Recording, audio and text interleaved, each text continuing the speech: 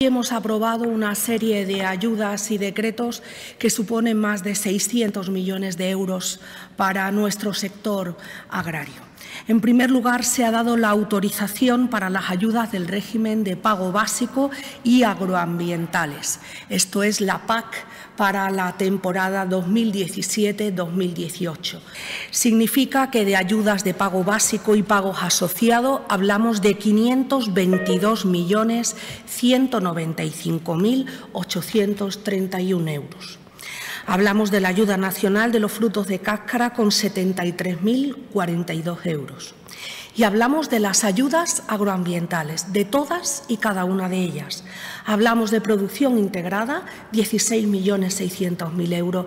Hablamos de agricultura ecológica, nueva incorporación a la agricultura ecológica, 1.405.000 euros.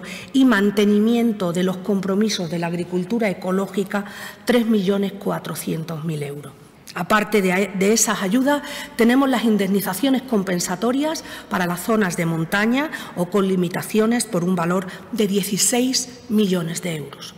Con lo cual, el montante global son 559.793.873 euros. La PAC este año tiene un tema muy importante que es de hondo calado en lo que tiene que ver no a la parte económica, sino a la parte de realización.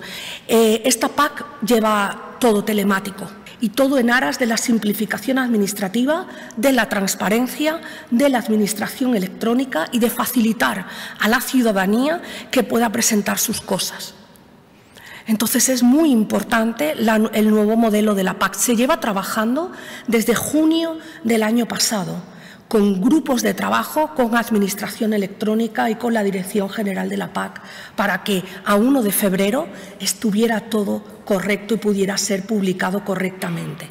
Yo creo que es un salto cualitativo muy importante.